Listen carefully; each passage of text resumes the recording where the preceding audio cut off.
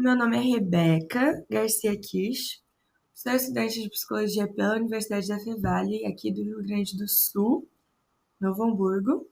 E a senhora? Eu sou Luciana Mazzoleni, né? Eu sou psicóloga jurídica, né? Eu sou formada também em filosofia, sou psicanalista e hoje eu atuo basicamente, né, com a psicologia jurídica. Eu atendo clínica, mas é bem pouco. Uhum. Ok, então. Essa entrevista, ela é para um trabalho da faculdade que nós estamos fazendo, eu e o meu grupo. E daí eu vou te fazer algumas perguntas, são bem básicas assim, e daí vamos ver o que tu vai achar, tá? Primeira pergunta. Pode nos contar um pouquinho sobre como é o dia a dia do trabalho de um psicólogo judiciário? Eu não ouvi o pedacinho final porque deu uma travada. Ah, tá. Como é o dia a dia do trabalho? Do psicólogo jurídico. Tá. Então, na verdade, nós temos várias possibilidades, né? Porque o psicólogo jurídico ele pode ser um psicólogo contratado pelo TJ, Uhum, né? São os tribunais. Então, ele presta um concurso e ele dá esse apoio, né, psicológico ao magistrado, uhum, certo? uhum, No meu caso, eu não sou concursada, né? E eu faço esse apoio também porque a demanda é muito grande. Então, os profissionais contratados não dão vazão aos processos, uhum, entende? Então, o magistrado ele chama, né, o profissional, ele confia, né, naquele profissional que ele faz um cadastro, né, ele é avaliado, então o magistrado convida para fazer então as perícias, né, em diversos temas, diversas varas. Então tem a atuação na vara de família, na vara civil, vara criminal, todas elas, né, têm a atuação do psicólogo. Este profissional a gente chama de perito ad hoc, que é um perito que é convidado para atuar para o juízo, para o uhum, magistrado, entendeu? Além disso, eu faço essa tarefa e faço assistência técnica. O que seria assistência técnica?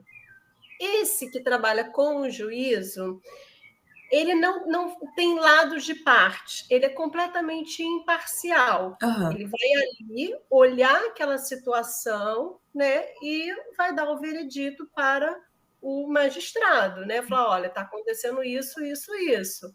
Né? Ele vai fazer toda uma investigação, uma avaliação para dizer o que está acontecendo. uhum, Quando você trata com a parte que você é assistente técnico, né, você é contratado por uma das partes, você já é parcial, né? Então, assim, uhum, você está ali para buscar uma comprovação a favor daquela parte que te contratou, uhum, entende? uhum, Então, o que esse profissional faz? Ele escreve um parecer em cima da avaliação do perito, que seria o laudo, uhum, né?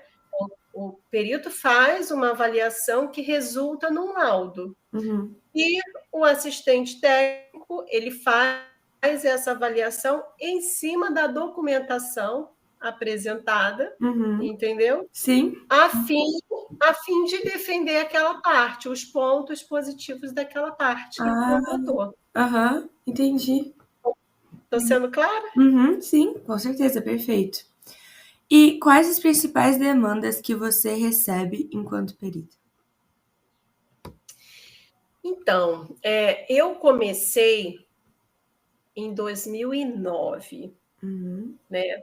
Quando eu iniciei na perícia, eu não sei como que está hoje nos cursos, né, de formação, mas na minha época não tinha muita divulgação da psicologia jurídica. uhum, o meu curso passou muito rapidamente, né, para explicar o que seria psicologia jurídica, mas não adentrou. Uhum. Mas como eu era de uma família, né, não sou de uma família de advogados, aquilo ficou, né, buzinando no meu ouvido, eu quis saber mais, e então eu fiz uma formação, uma capacitação na USP, Uhum. né, de psicologia jurídica, que era direito mental, direito e saúde mental, Uhum. era o curso, né, direito e saúde mental.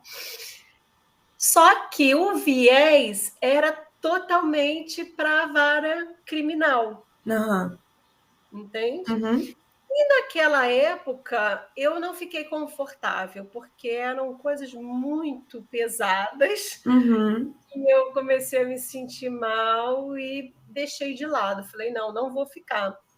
Até que uma amiga, né, falou, Luciana, por que você parou? Por que você não volta? Eu falei, não, muito pesada. Ela falou, não, vamos tentar outras áreas, né? Uhum. Então vamos para a área civil. E aí eu comecei a trabalhar de novo, né, com a perícia, só que numa área mais branda. Eu não digo que não é fácil, não, porque a gente Uhum. vê cada coisa, Eu só né, imagino. que não é assim tão mais fácil. Mas não tinha muita exposição de violência, né, como na área criminal. Aham.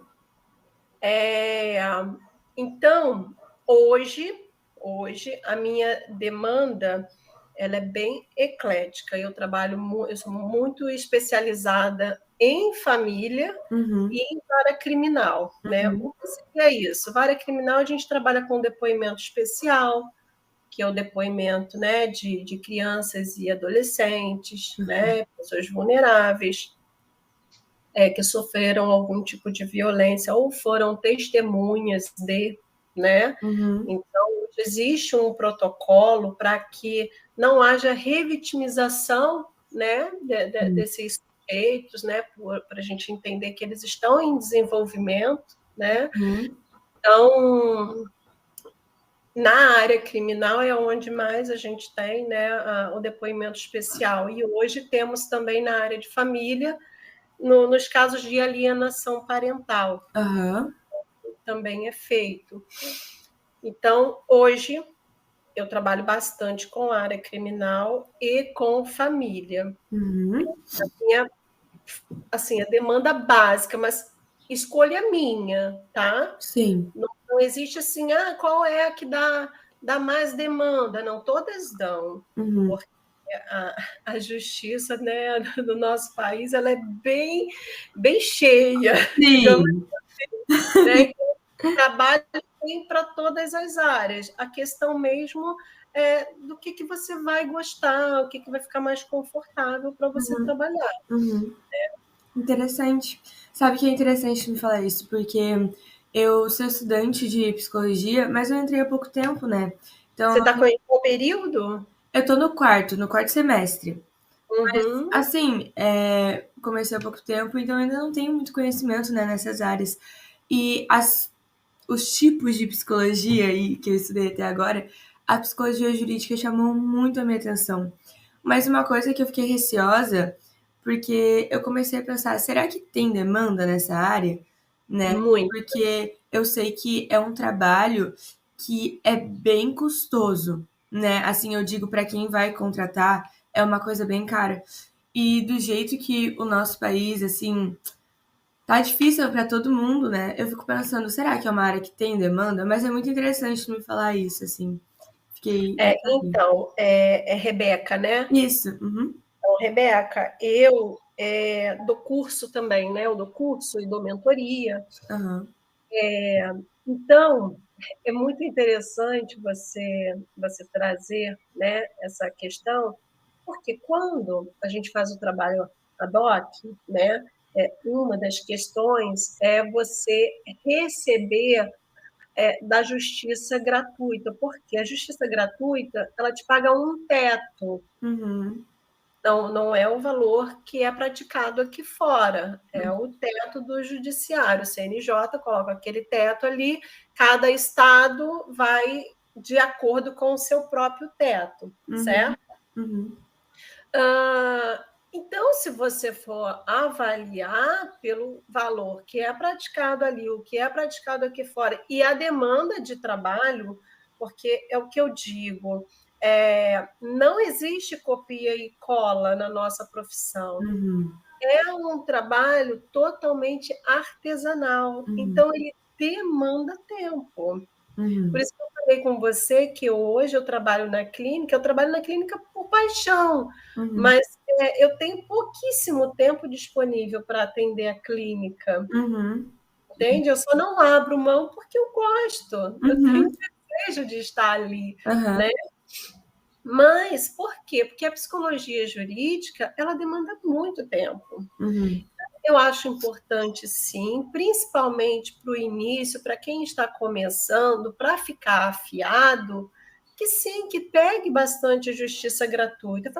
Por exemplo, aqui no Rio, né, agora o teto passou para R$ 680, se eu não me engano, a perícia, né? Aí você pensa, R$ 680 é legal? Não, porque são muitas horas de trabalho. Né? Então, é pouco, mas aquilo dali vai te trazer experiência. Né? E você está ganhando. Então, quando você se organiza e pega vários processos de justiça gratuita, que é um pouquinho, mas vai dar um montão, você pegou vários, vai te dar um valor satisfatório para quem está iniciando e vai te trazer muita experiência. Então, é bastante válido, né?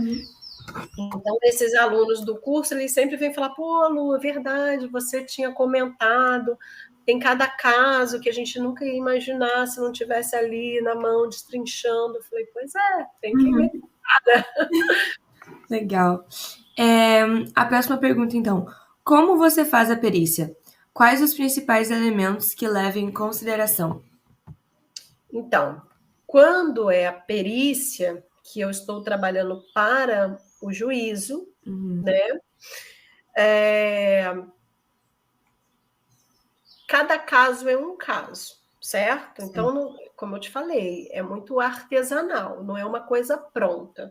Então, basicamente, o meu roteiro que eu sigo eu preciso estudar os autos, né? Então, a primeira coisa que eu faço é a leitura dos autos.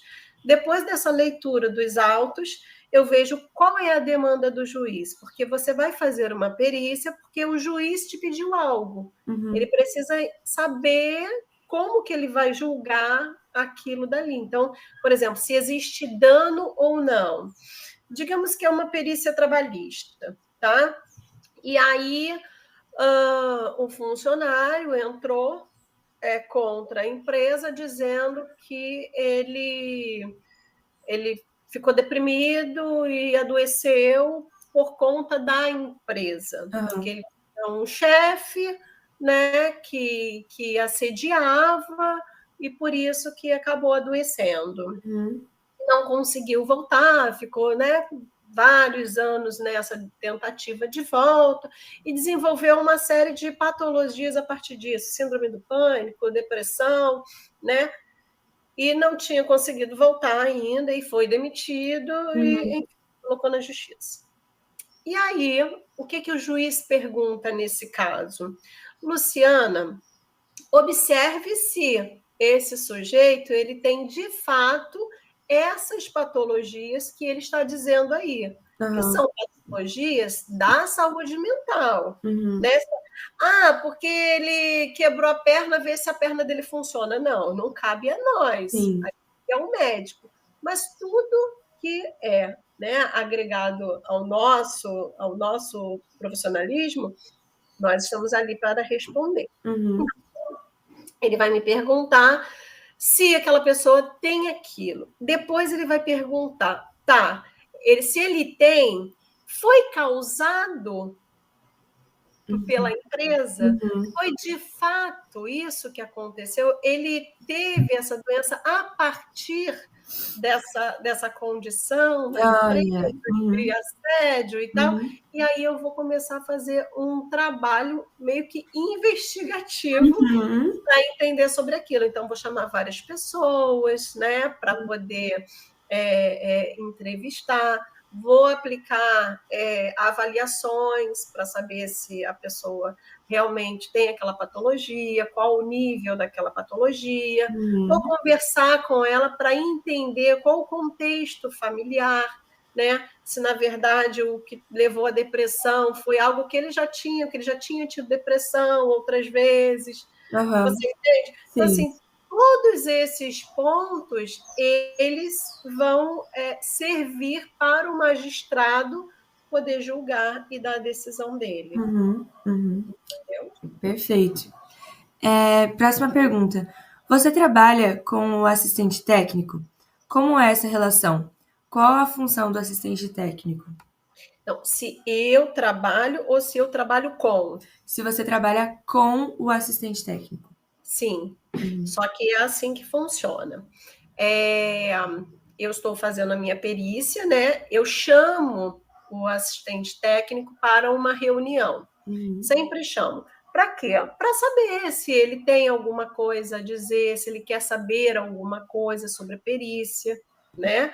Então, eu marco sempre uma reunião para deixar isso aberto. Geralmente a gente tem uma relação próxima. Ali não há disputa. Até porque, né, existe uma situação muito delicada, que é a participação do assistente técnico dentro da perícia.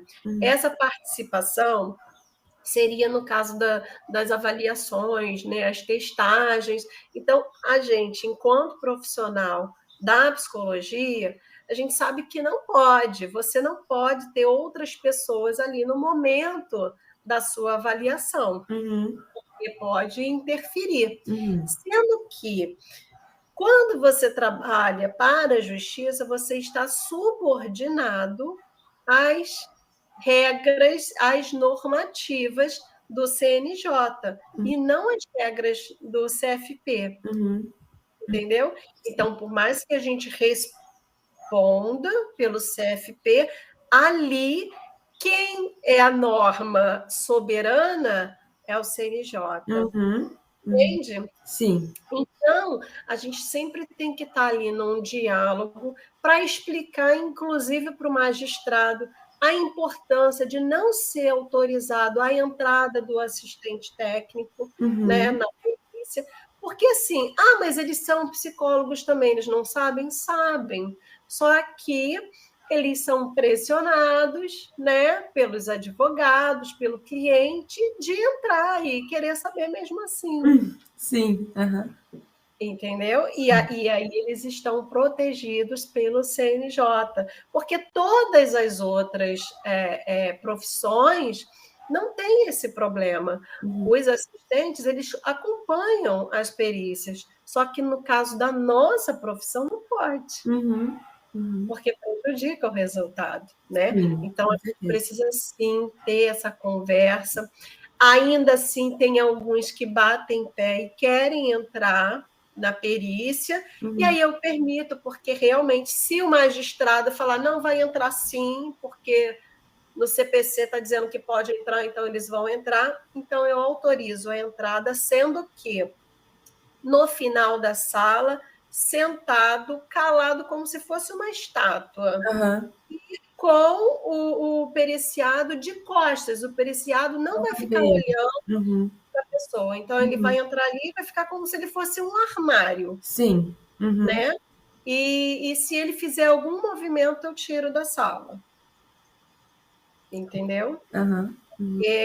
Senão atrapalha o resultado da perícia. Né? E ainda escreva, eu relato tudo que nós combinamos, acordamos de que teria que ficar ali calado, mudo, para não interferir no resultado da perícia, e que senão não se comportou conforme o combinado. Então, isso também tem um peso negativo, porque aí o juiz vai pensar, por que ele quis prejudicar a perícia? Sim. Entendeu? Qual a intenção dele para prejudicar a perícia? Né? Ele quer entrar para ver se está sendo feito tudo certo, ok, mas veja como se fosse uma estátua. Então, que cuidados você procura ter na elaboração do laudo? Todo, porque, inclusive, isso é uma queixa que nós temos. Eu comecei, inclusive, a dar curso por esse motivo, porque eu já peguei perícias que já tinham sido feitas, mas estavam inconclusivas, e o juiz me pediu para fazer. E laudos, assim, deprimentes. Laudos deprimentes. E aí, o que acontece? A nossa classe acaba sendo mal vista dentro do judiciário. Qualquer um faz o que eles fazem. Entendeu? Então, o advogado acha que pode criar quesitos, o advogado acha que pode falar sobre saúde mental, porque desvalorizam o nosso serviço. Mas por que desvalorizam? Porque vários profissionais não se comprometem em entregar um bom trabalho. Querem fazer as coisas de qualquer jeito. E o laudo, primeira coisa, ele tem que seguir todo o padrão de documento. Isso é uma falha muito grande. Eu vejo muito em processo falhas relativas a documento de profissionais psicólogos. Porque, por exemplo, um psicólogo clínico não pode juntar um laudo num processo. Só que ele junta. Ele está atendendo a parte. Aí a parte vai lá e fala assim, eu preciso de um laudo porque eu estou passando por esse processo e tal. Aí ele vai lá e dá um laudo. Não. O único laudo que pode estar dentro de um processo é o laudo do perito. Sim. O clínico não pode juntar. Entende? Só que muitos juntam. Não sabem quais são os documentos que podem estar ali ou não. Então, esse é uma falta grave. Outra são justamente o que precisa conter, né, no documento. Sim. Muitos não seguem aquela ordem, né, da introdução, a demanda, a metodologia usada. Muitos não seguem. Então, fazem a seu critério. Outros colocam todos os dados das avaliações expondo o periciado. Entendeu? E a intenção não é essa, porque a gente precisa pensar que ali é um processo, vai passar na mão de várias pessoas. Sim. Entendeu? E quando você coloca todo o gráfico, né, além de ficar cansativo, porque ninguém entende sobre gráfico ali. Eles não querem saber o gráfico, eles querem saber o que você viu ali naquele gráfico. Entendeu? Sim. Por isso que você foi contratado, para você fazer justamente aquela leitura, tradução, né, para eles. Não para você jogar aquele monte de dados ali e expor o periciado, né? Outra coisa, na entrevista com o periciado, colocam coisas na entrevista que não faz sentido algum, não vai somar em absolutamente nada e só vai servir para expor a parte. Sim. Entende? Por exemplo, isso acontece muito na vara de família, onde a mulher chega porque meu marido me bateu e porque eu disse para ele que ele queria que eu chupasse ele, isso e aquilo. Para que você vai colocar isso? Não faz sentido nenhum, né? Não faz sentido nenhum. Só que as pessoas, muitos profissionais, eles escrevem literalmente o que o periciado diz, e não é sobre isso. Né? Então, eu tenho muito cuidado com o que eu vou escrever para não expor o periciado e sim escrever aquilo que o magistrado está precisando saber. Uma pergunta que me surgiu agora. No caso de que, bom, a senhora é contratada ali, vamos supor que o juiz vai ler esse laudo. E a senhora faz de um jeito errado, não bota as informações que precisa. O juiz, ele reclama ou ele não fala nada nesses casos? A maioria deles não sabem. Uhum. Não sabem se está errado. Na verdade, quem vai impugnar, quem deve impugnar isso, é a parte, o assistente técnico da parte. Uhum. Se a parte não tiver um assistente técnico, que infelizmente isso é uma coisa que acontece muito, por exemplo, é você entregar um trabalho ruim, um trabalho mal feito, e uma pessoa está sendo julgada por aquilo dali. Uhum. E você vai prejudicar a vida, né, de uma das partes, porque você não fez um bom trabalho, porque você não se comprometeu verdadeiramente com aquilo. Uhum. Entende? Sim, entendo. E o juiz não tem como saber, isso está certo, isso não está certo. Não. Só quem vai saber é um outro profissional da área. Uhum. Entende? Entendo. Então, isso favorece para que trabalhos ruins, na verdade, aconteçam, né? Porque não tem uma verificação sobre isso. Favorece muito. Uhum. Favorece muito.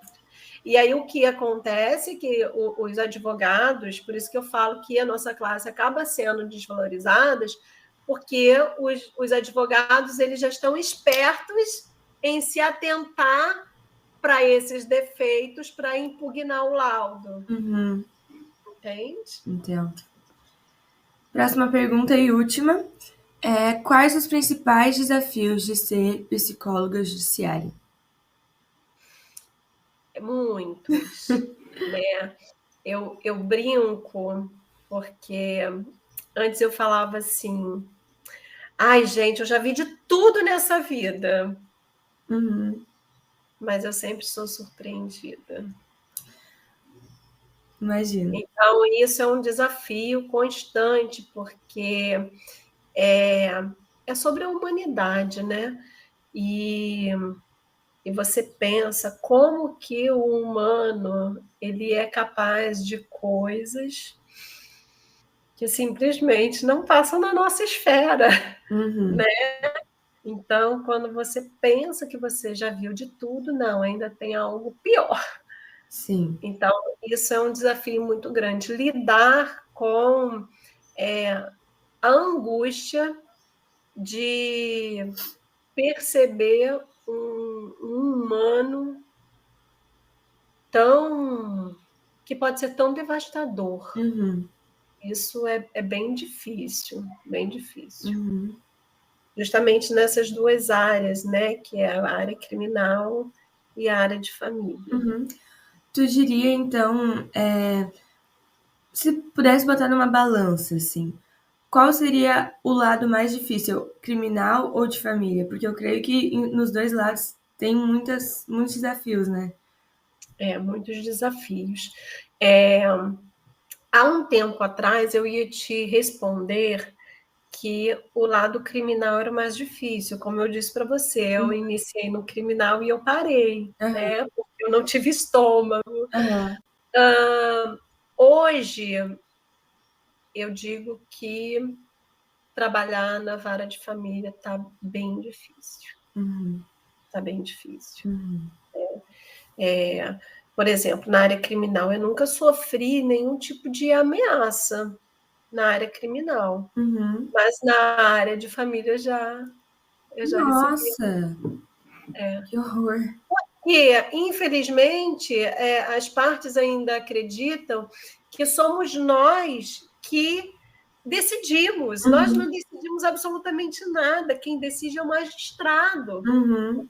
Só constrói ali aquela evidência. Uhum. E quem vai decidir em cima da evidência é o magistrado, não somos nós. Sim. Né? Mas as pessoas ainda ficam, né, com aquele ranço, foi você, elas não se responsabilizam, Nossa. né? Elas Aham. têm que responsabilizar alguém, e aí é você que está fazendo a prova, né? Então responsabilizam você Uhum. como se fosse, né, o culpado pelo aquele veredito. Nossa, Não, bem complicado mesmo. é bem complicado. Então, eu digo que hoje a vara da família tá bem punk. Sim. Bom, então, a nossa entrevista era isso mesmo. Eu queria muito te agradecer pelo teu tempo. Fechou, Ah, acho que 30 minutos aí a nossa conversa. olha, desculpa, né, esses imprevistos, porque Acontece é com todo uma mundo. correria. Não tem problema nenhum. Te agradeço muito, viu, pelo seu tempo aqui comigo. Ai, E é muito isso, bom. muito obrigada. Obrigada a você também pelo convite. Uhum, Eu fico muito feliz em poder falar da psicologia jurídica, porque é algo que eu amo de paixão, né? E eu penso que a gente precisa divulgar muito mais a psicologia jurídica dentro, né, da graduação, uhum, para que vocês tenham mais esse olhar, porque a demanda é muito grande. A aham, gente precisa, só que a gente precisa principalmente de pessoas capacitadas. uhum, uhum. Então, essa capacitação que pode ser já buscada desde a graduação, Sim. né? Onde vocês vão se possibilitando com estágios, né? Se voltando e não uma formação e cair de paraquedas, como acontece, né? Não Sim. aqui no Rio de Janeiro, porque aqui no Rio de Janeiro existe dentro do TJ uma obrigatoriedade de formação de 2 anos.